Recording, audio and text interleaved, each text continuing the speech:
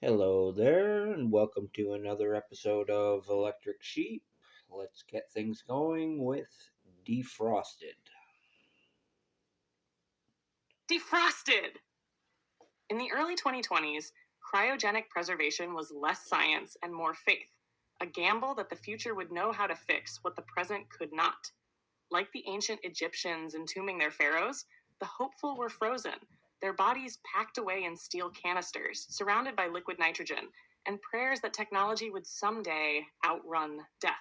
Larry didn't care much for the philosophical debate. He was dying of cancer. The treatments had failed, the doctors had shrugged, and the cold steel of the cryopod promised maybe. It was better than nothing. But maybe took longer than anyone could have imagined. The cryogenic company folded within 20 years of Larry's freezing. Laws changed, funding evaporated, and the facility was abandoned.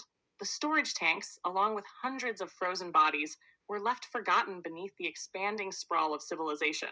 By the years 27775, Grandos City stretched across continents, a hive of megastructures and glittering spires scraping the clouds. Beneath it, old power grids and forgotten systems hummed quietly, unnoticed for centuries. It was during a massive infrastructure overhaul that Larry was found. His pod, astonishingly intact, had been accidentally grafted into the city's power grid generations ago. The pod fed off the system like a parasite, quietly siphoning energy, keeping him perfectly preserved for 750 years. To the people of 2075, Larry was no mere man. He was a relic, a marvel, a living fossil from the infancy of human technology. Scholars, ethicists, and historians argued for weeks, but in the end, curiosity triumphed over caution. Plans for his revival began immediately. The process was nothing like the crude hopes of the 21st century. No scalpels, no hospital beds. Instead, a shimmering wash of nanomachines, tiny, intelligent constructs, cascaded over his frozen form. They thawed him in precise microsecond intervals, cell by cell, tissue by tissue. As they worked, they repaired decayed organs, reinforced brittle bones, and jump-started every dormant system. But technology could only do so much without consent. When Larry's eyes finally fluttered open, he awoke to sterile light, curious faces, and the calm, artificial voice of the city itself. Welcome back, Lawrence Mitchell. You are currently undergoing cellular repair. Be advised, cancerous growth detected in 22.4% of body mass. Consent required for removal or reprogramming. Larry blinked, trying to process the words. The cancer. It was still there. Somehow, through centuries of preservation, his old enemy had endured.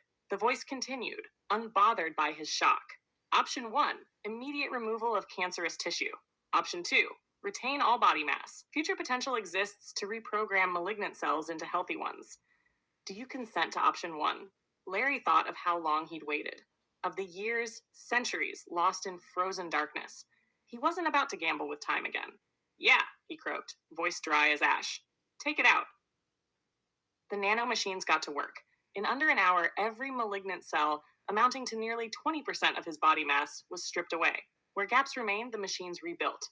Bone, muscle, tissue, synthetic yet seamless. By the time the process was complete, Larry was whole, healthier than he'd been in decades.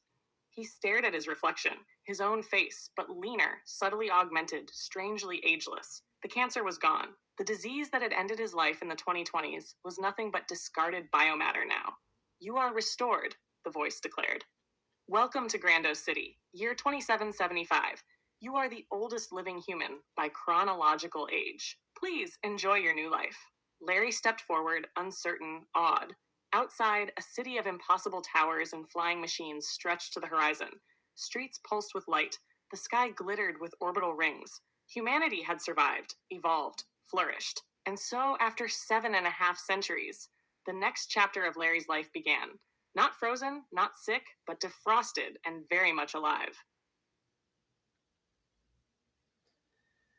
Alrighty, I like the way that turned out. I don't know what it said for the year. It's supposed to be 2,775, but it said something else. But that's what it was. That's just AI with numbers. It's a little weird sometimes, but I like the way the story turned out. Um, it's kind of personal for me because life is hard and seems like we're always losing people for some stupid reason, and it's just nice to imagine that there's hope in the future. Uh, yeah, I'll just leave it at that. I gotta get going. Uh, I wish you all the luck in the world. This has been Joseph Arthur Roszell. Thanking you for listening, and I love you.